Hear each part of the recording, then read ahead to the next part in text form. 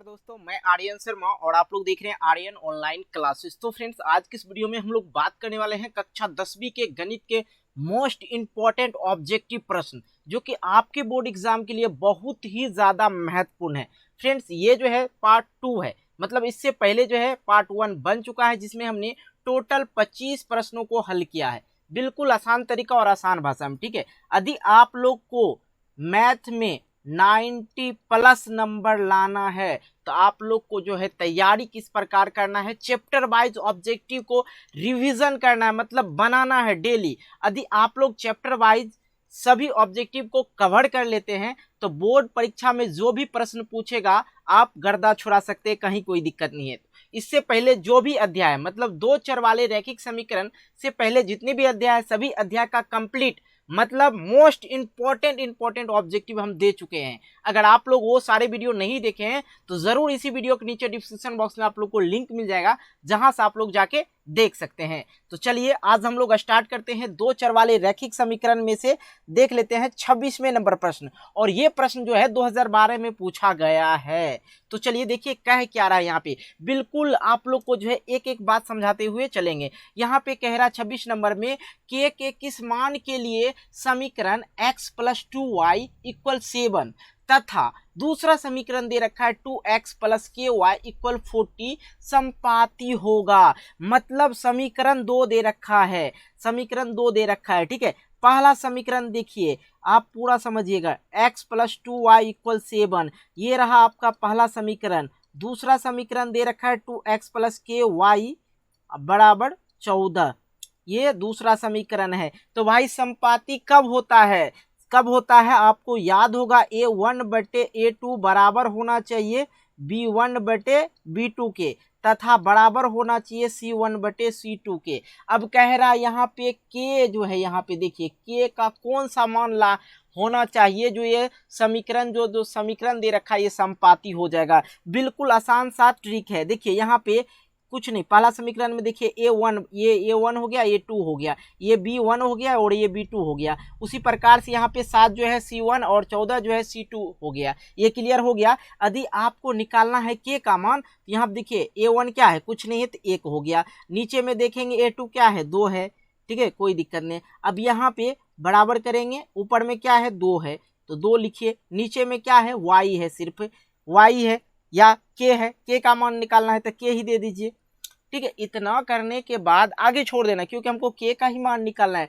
यहाँ पे कर दीजिए बाय क्रॉस मल्टीप्लाई, 1 गुना के करेंगे तो क्या हो जाएगा, के बराबर, अब देखिए यहाँ पे 2 दूने का 4, तो के बराबर क्या आ गया, 4। आपका आंसर क्या हो गया, 4। अब कहेंगे सर कैसे माने कि 4 ही होगा के स्थान पे, थोड़ा जरा चेक करके बताइए। हम आपको चेक करके बताते हैं, इसको थोड़ा सा मिटा लेते हैं। के का मान हमको पता चल गया 4 है। ठीक है, अब यहाँ पे समझिए, अब यहाँ पे के जगह पे हम लोग 4y देंगे। ठीक है, अब देखिए 1/2, 1/2 पहला B1, यहाँ पे 2/4 हो जाएगा, 2/4, 2 एकम 2, 2 दूना 4, तो ये क्या आ गया, 1/2 ही आ गया। फिर उसी प्रकार से C1 7/14, ठीक है, 7 एकम 7, 7 दूने 14, इस प्रकार से 1/2 बराबर 1/2 बराबर 1/2। तो यहाँ पे देखेंगे जो है सब बराबर है, A1/A2 तथा B1/B2 तथा C1/C2 सब जो है एक दूसरे के बराबर है। तो ये क्या हो गया, संपाती हो गया। और के का जो आप मान निकाले हैं 4, ये भी 100% सही हो गया। देखिए इसी प्रकार से हम 2-3 सवाल दिए हैं। ठीक है, दूसरा सवाल देखिए, इसके बाद 27वें नंबर सवाल देखिए। अब इसको हम फटाक से करेंगे, आपको कोई दिक्कत नहीं होगा। ठीक है, यहाँ पे कह रहा है के किस मान के लिए निम्न समीकरण युग्म का कोई हल नहीं होगा। तो कोई हल नहीं होने का क्या होता है आपको बताते हैं, A1/A2 बराबर होना चाहिए B1/B2 के, तथा नहीं बराबर होना चाहिए C1/C2 के। अब यहाँ पे 2 समीकरण दे रखा है। पहला समीकरण x + 2y = 5, दूसरा समीकरण, ये पहला समीकरण हो गया, दूसरा समीकरण 3x + ky बराबर, सॉरी हाँ +15 है ना, सॉरी +15। ठीक है, और ये दूसरा समीकरण हो गया। कोई दिक्कत नहीं होना चाहिए। यहाँ पे आपको क्या करना है, सिंपल सी बात, इसको देखिए, इसके ऊपर में क्या है, A1 क्या होगा, 1 हो जाएगा, बटे का नीचे में क्या हो जाएगा 3 हो जाएगा A2। अब यहाँ पे देखिए बराबर का चिन्ह लगाइए, यहाँ पे 2 है और निकालना किसका है K का मान, तो नीचे लिख दीजिए K और बाय क्रॉस मल्टीप्लाई कर दीजिए। इसको इससे मल्टीप्लाई करेंगे तो 1 गुना K तो K ही हो जाएगा और 3 दूने का 6 हो जाएगा। तो K बराबर जो मान आ गया, K बराबर जो मान आ गया वो 6 आ गया, 6 आ गया। अब देखिए ऑप्शन में 6 दिख रहा है, जी सर दिख रहा है, बी नंबर ऑप्शन में 6 दिख रहा है, तो हो गया ना, समझ में आ गया। अगला प्रश्न देखिए 28 नंबर। भाई साहब आपको इस तरह हम क्वेश्चन देंगे ना कि बिल्कुल समझ जाइएगा, एग्जाम हॉल में गर्दा छुड़ाना है। बहुत सारा पार्ट वीडियो का बन चुका, नहीं देखे जरूर देखिएगा। कह रहा पी के किस मान के लिए समीकरण युग्म का कोई हल नहीं होगा। कोई हल नहीं होने का मतलब है A1 बटे A2 बराबर होना चाहिए B1 बटे B2 के, तथा नहीं बराबर होना चाहिए C1 बटे C2 को। ये चीज फॉलो करना चाहिए इस समीकरण में। समीकरण क्या है समझते चलिएगा, 5x plus p y plus 7 equal 0। दूसरा समीकरण है x plus 2y minus 3 equal 0। कोई बात नहीं, ये समीकरण पहला हो गया, दूसरा समीकरण हो गया। अपन को निकालना क्या है, p का मान निकालना है। यहाँ कह रहा p का मान, सिंपल सी बात है, ऊपर में क्या है 5, नीचे में कुछ नहीं तो 1। अब यहाँ पे ऊपर में क्या है बराबर देंगे p दे दिए बटे का 2। अब यहाँ पे कैसे हल होगा, यहाँ पे कैसे हल होगा यही ना पूछ रहे हैं। बस सिंपल सी बात है, इसको बाय क्रॉस मल्टीप्लाई कर दीजिए, p गुने 1 तो p हो जाएगा 5 दूने 10, तो p बराबर जो मान आ गया वो आपका 10 आ गया यहाँ पे डी नंबर में। कैसे इसको होगा तो ये भी चीज मैं बात बता चुका हूँ। A1 बटे A2 पे रखिए, यहाँ पे देखिए, यहाँ पे रखिए 5 बटे 1 बराबर, यहाँ पे देखिए p का मान कितना निकाले हैं 10, तो 10 बटे 2, ठीक है, बराबर नहीं होना चाहिए किसके 7 बटे माइनस का 3। अब देखिए 2 पचे 10, तब यहाँ पे देखेंगे 5 बटे 1 बराबर है 5 बटे 1, यहाँ पे भी 1 आ जाएगा और बराबर नहीं है 7 बटे माइनस 3 के। ये हो गया, बिल्कुल समझ में आ रहा है। फिर से मैंने यहाँ पे बता दिया भाई, ये तो हद है, ठीक है। अब देखो 29वें नंबर प्रश्न को। अब यहाँ पे कह रहा है k के किस मान के लिए निम्न समीकरण युग्म का अनंत हल है। तो कहाँ कोई दिक्कत है, कोई समस्या नहीं होना चाहिए, क्योंकि मैंने इससे रिलेटेड बहुत सारे सवाल बना दिए हैं। मतलब पूछ रहा अनंत हल होना चाहिए। अनंत हल होने के लिए आप लोग जानते हैं क्या फॉर्मूला, A1 बटे A2 बराबर होना चाहिए B1 बटे B2 के, तथा बराबर होना चाहिए C1 बटे C2 के। सेम उसी प्रकार से दो समीकरण दे रखा है 2x प्लस 3y बराबर का 5। दूसरा समीकरण दे रखा है 4x प्लस, मैं जिस प्रकार बना रहा हूँ आप लोग को उसी प्रकार बनाना है, ठीक है, तो ज़्यादा समस्या नहीं होगा, ठीक है। ये हो गया फर्स्ट इक्वेशन और ये हो गया सेकेंड इक्वेशन। अपन लोग को न मान क्या निकालना है k का मान, तो यहाँ पे देखिए 2 बटे 4 हो जाएगा, ठीक है। ये चीज़ समझ में आ रहा है कैसे हम लिख रहे हैं, कोई दिक्कत, बराबर 3 बटे, यहाँ पे k का मान ज्ञात करना है तो k ही लिख दीजिए। अब कीजिए बाय क्रॉस मल्टीप्लाई, तो इसको इससे मल्टीप्लाई कीजिए, इसको मल्टीप्लाई कीजिए, 2 गुने k तो 2k बराबर 4 तिये 12। यदि हमको k का मान ज्ञात करना है तो ये गुने में है तो धरा के हो जाएगा भाग में, 2 बटे 12 बटे 2, तो 2 छके 12, तो k का मान कितना आ गया 6। यहाँ पे देखिए 6 है आंसर में, तो देखेंगे तो यहाँ पे मिल जाएगा आपको डी नंबर में 6 आंसर मिल रहा है। तो क्लियर हो गया। आइए इसी प्रकार से हम लोग चलते हैं 30वें नंबर प्रश्न पे। तो भाई साहब 30वां नंबर प्रश्न जो है और भी बवाल है। यहाँ पे कह रहा है k के किस मान के लिए निम्न समीकरण युग्म के अद्वितीय हल है। अद्वितीय हल है मतलब, अद्वितीय हल का मतलब क्या, A1 बटे A2 नहीं बराबर होना चाहिए B1 बटे B2 के, ये ना। तो चलो भाई यहाँ पे k का मान निकालते। समीकरण दे रखा है kx माइनस वाई इक्वल 2। दूसरा समीकरण दे रखा है 6x माइनस 2y बराबर 3, ठीक है। अब निकालना क्या हमको k का मान, तो लिखेंगे ऊपर में, यहाँ पे क्या है सिर्फ k, तो k बट्टे का क्या हो गया, यहाँ पे संख्या है 6 और यहाँ बराबर, ऊपर में कुछ नहीं तो माइनस का 1 हो जाएगा, ये y है माइनस में तो माइनस का 1 और नीचे में माइनस का 2। अब देखिए माइनस गुने 2k बाय क्रॉस मल्टीप्लाई कीजिए तो माइनस 2k बराबर माइनस का 6, माइनस माइनस कैंसिल हो गया और 2 तिया 6, तो k बराबर आ गया 3। तो देखिए यहाँ पे k बराबर 3 है, आंसर सी, इसका राइट आंसर हो जाएगा सी। तो भैया मजा आ गया आपको समझ के। आइए इसी प्रकार से 31वें नंबर प्रश्न को करते हैं बिल्कुल आसान तरीका से।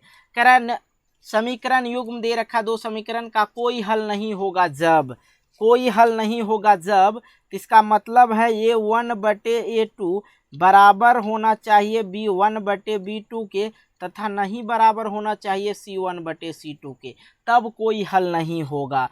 यहाँ पे किसका मान पूछ रहा भाई, के का मान ना, हाँ के का मान, जो समीकरण दे रखा है ना उसको पहले लिखा जाए, ठीक है।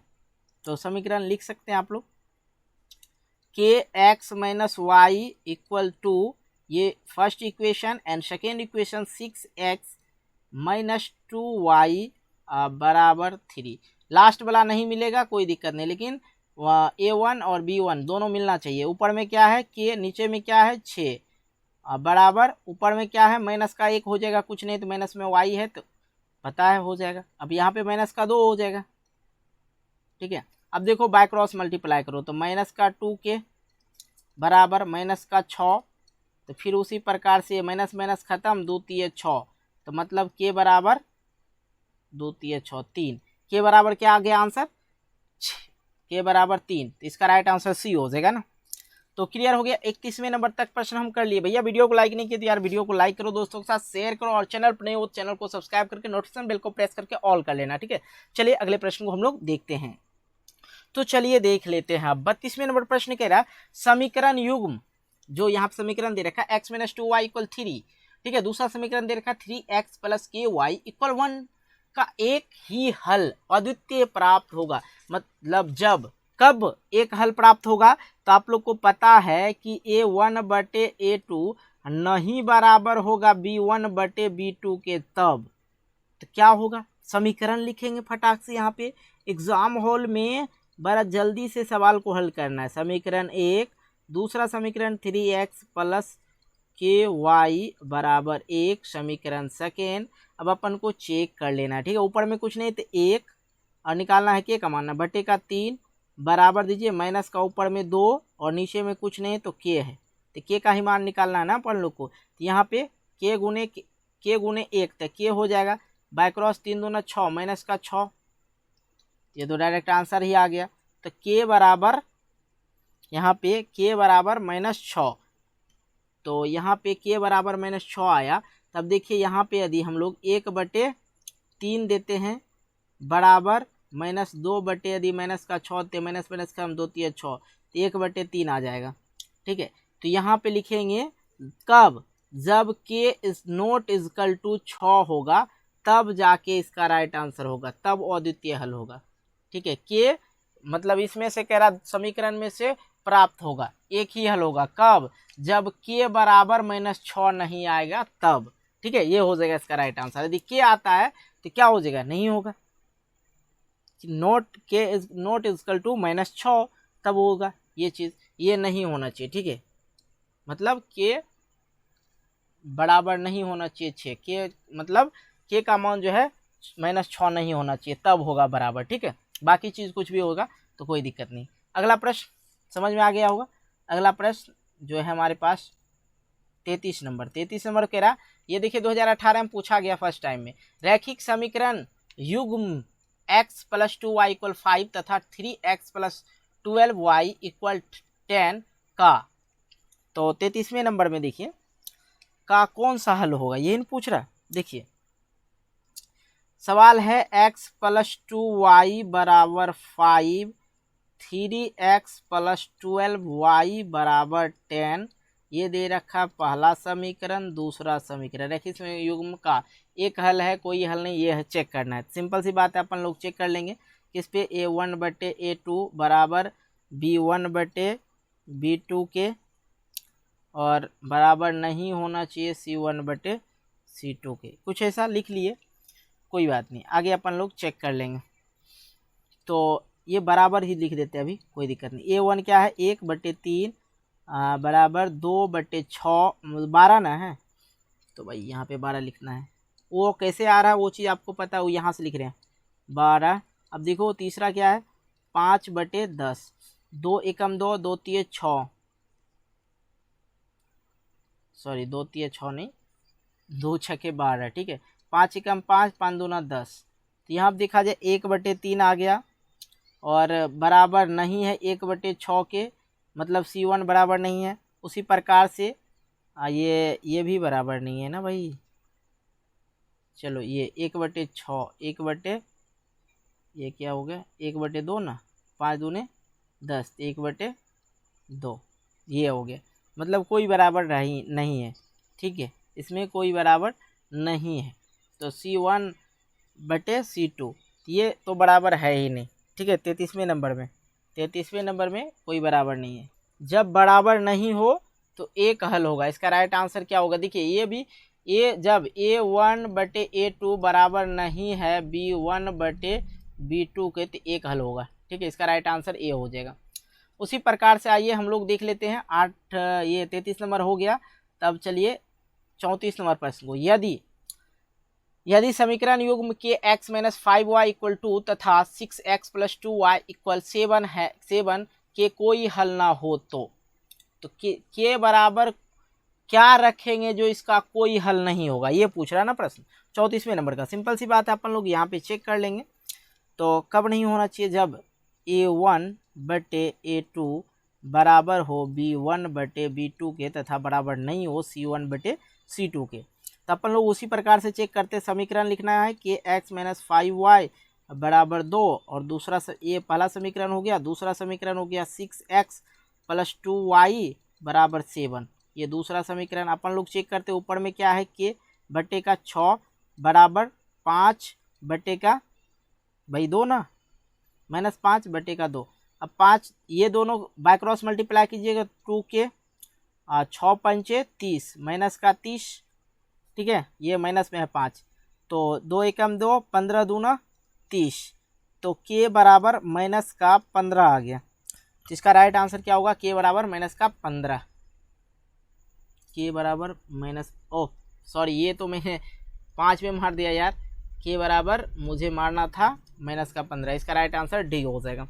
आइए उसी प्रकार से जो ये 34वें नंबर हो गया, इस प्रकार से हम लोग 35वें नंबर प्रश्न को देखते हैं। तो 35वें नंबर प्रश्न में दे रखा है समीकरण निकाय x + 2y = 3, 5x + ky = 15 के अनगिनत हल के लिए के का कौन सा मान होगा। अनगिनत हल होना चाहिए।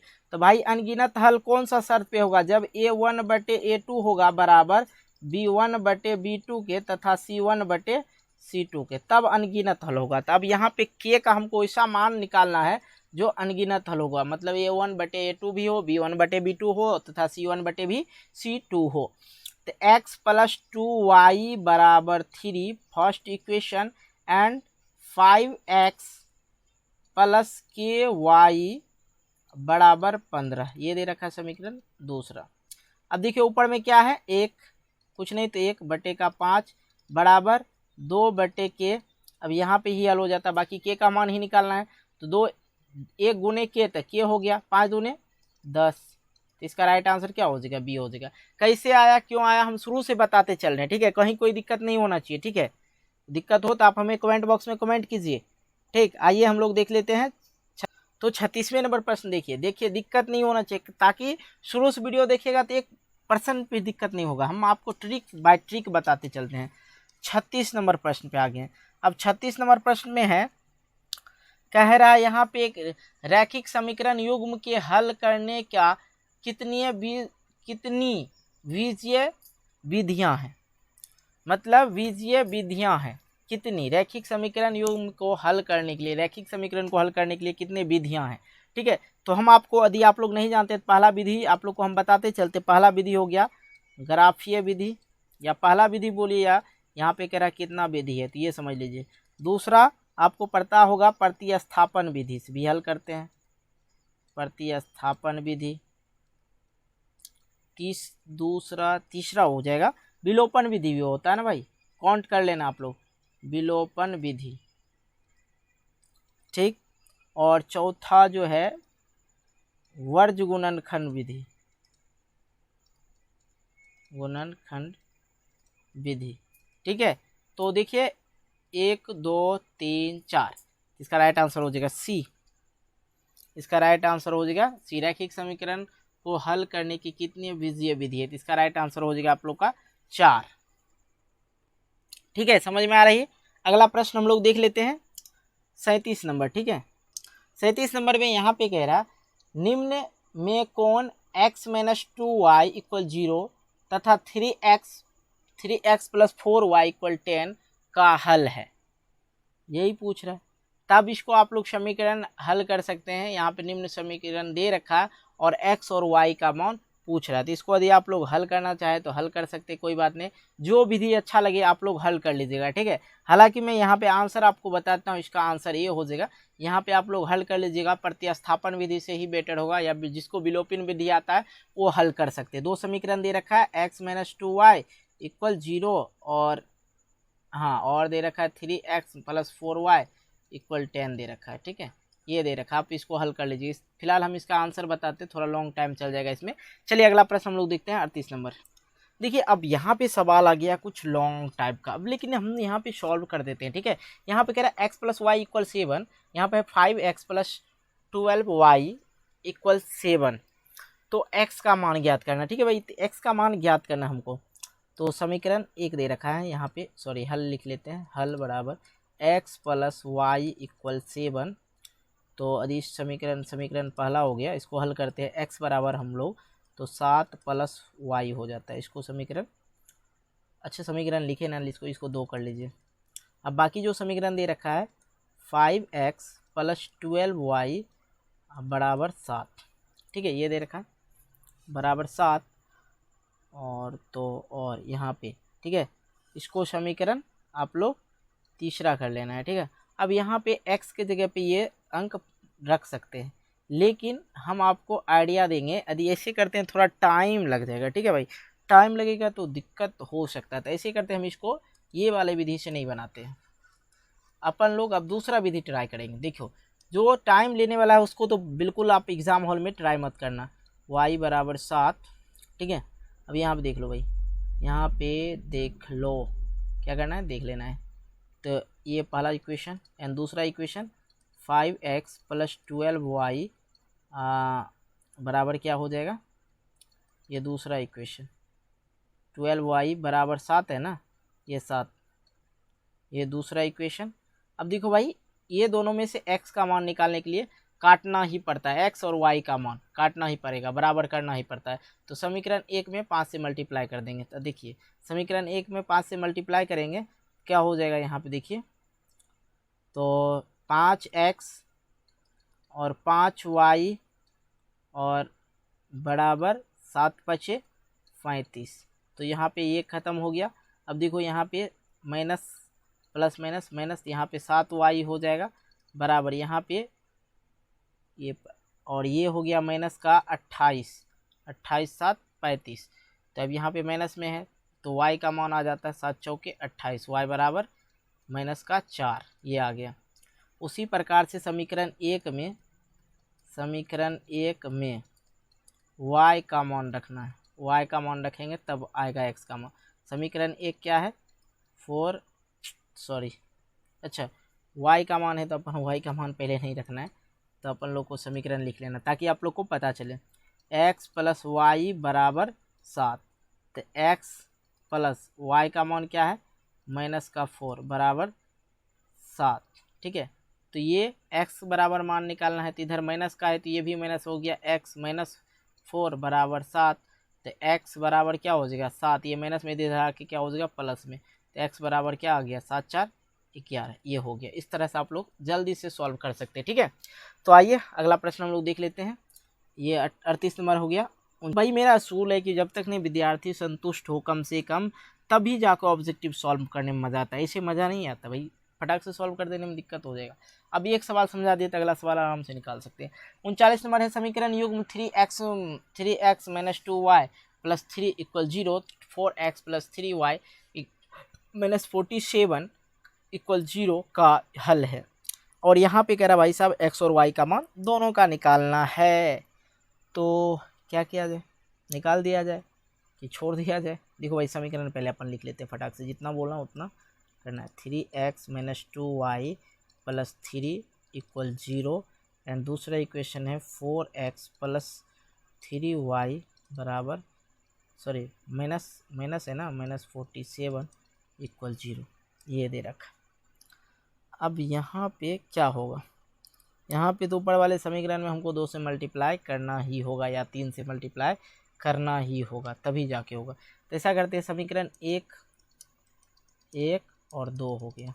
समीकरण 1 में 3 से मल्टीप्लाई कर देंगे तो क्या हो जाता है, 9x माइनस 3 दूना 6y प्लस 3 तिया 9 इक्वल 0। अब ये समीकरण 2 है, लिख दीजिए यहाँ पे समीकरण 1 व 2 से, ठीक है।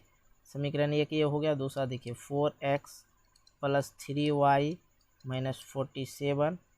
चलिए यहाँ पे इसको माइनस करेंगे तो 9 है, ये 9 और ये क्या है 4, तो इसको भी 2 से मल्टीप्लाई कर देंगे तभी ना मज़ा आएगा। क्या किया जाए, कटता तो है नहीं, यहाँ पे तो 3 है, यहाँ पे 6 है, तो भाई ये तो रॉन्ग हो जाएगा। ऐसा करते फटाक से अपन यहाँ पे क्या करना है, यहाँ पे इसको 2 से मल्टीप्लाई कर दीजिए। 4 दूने 8x प्लस 3 दूना 6y, काटना था ना हमको, 47 दूने 94 माइनस का इक्वल 0। चलो भाई अब ये 9 8 तो 17x, अब ये प्लस माइनस ख़त्म हो गया, बाकी बच गया इधर क्या माइनस का, इसको माइनस करेंगे तो 85 हो जाएगा माइनस का, ठीक है। तो x बराबर हम लोग को निकालना है, तो ये माइनस में है तो x बराबर क्या हो जाएगा, इधर बराबर की साइड में आएगा तो 85 हो जाएगा, और ये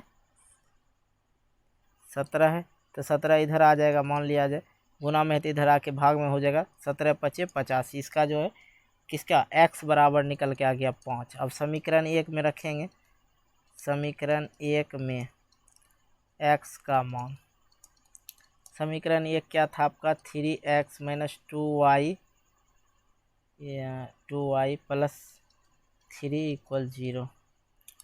तो यहाँ पे 15 3 गुना 5 माइनस 2y प्लस 3 इक्वल 0, तो 15 और यहाँ पे क्या हो जाएगा -2y प्लस 3 इक्वल 0। यहाँ तक हल कर ही दिए, 5 और यहाँ पे माइनस का था ना भाई 3 प्लस का, तो ये 5, ये भी 15 और ये 5 15 3 18 हो जाएगा, माइनस का 2y इक्वल 0, ठीक है। अब इस प्रकार से यदि निकालेंगे आप लोग तो 2y बराबर क्या हो जाएगा 18/2, तो 2 9 18, तो y बराबर जो निकल के आ गया वो आ गया 9 और x बराबर जो निकल के आ गया वो आ गया 5। आप लोग इस तरह से हल करके निकाल सकते हैं। इसका राइट आंसर आप लोग को देख सकते हैं, x बराबर 5, ठीक है, y बराबर 9, ये हो जाएगा सी नंबर। चलिए इस प्रकार से हम लोग यहाँ तक तो हल कर लिए। अगला प्रश्न देख लेते हैं 40 नंबर का। तो अब यहाँ पे आते हैं, यहाँ पे देखा जाए कह रहा है कि x इक्वल 6 और y इक्वल 4 निम्नलिखित में से किस समीकरण का एक हल है। तो अब भाई तो इसको सॉल्व करना थोड़ा सा दिक्कत हो जाएगा, लॉन्ग टाइम का वीडियो बन जाएगा, और मैं कोशिश करूंगा कि आप इसको सॉल्व करें तो बेटर होगा। ये चारों इक्वेशन को सॉल्व कर लेना, और जिसका x इक्वल 6 आए और y इक्वल 4 आए तो आप हमें कमेंट के माध्यम से बता सकते हैं, ठीक है। ये आपका होमवर्क रहा, ठीक है। 40वें नंबर हो गया। आइए 41वें नंबर प्रश्न को देख लेते हैं। भाई आप इसको कमेंट करके बताना, तभी समझेंगे आप लोग पढ़ाई कर रहे हो। सॉल्व कर सकता था लेकिन थोड़ा टाइम लग जाता, ठीक है। वैसे भी ये सारे बच्चे वाला चीज़ है, आप लोग समझ सकते हैं। 41 नंबर में है, एक भिन्न के अंश और हर का योगफल 18 है, यदि उसके हर में 2 जोड़ दें और भिन्न में 1/3 रह जाए तो वह भिन्न क्या होगा। सिंपल सी बात है, 5/13 प्लस 2 कर दिए, क्या हो गया 5/15, 1/3 ये रह जाए किस भिन्न के हर में। तो पहला वाला हम 2 जोड़ दीजिए, कह रहा है किसी भिन्न के अंश में, अंश और हर में हर का योगफल 18 हो, ठीक है। 13 5 18 हो गया, प्लस 2 जोड़ दिए और भिन्न रह जाएगा क्या 1/3, तो 15 5/15 आ गया तो 1/3 रह गया ना, ये इसका राइट आंसर हो जाएगा। आइए उस प्रकार से हम लोग देख लेते हैं 42वें नंबर प्रश्न को। अब देखिए 42वें नंबर प्रश्न, भैया इतना यहाँ तक हम आपको बताएं तो मज़ा तो आना चाहिए, आया हुई होगा भाई, क्या कहते हैं, ठीक है।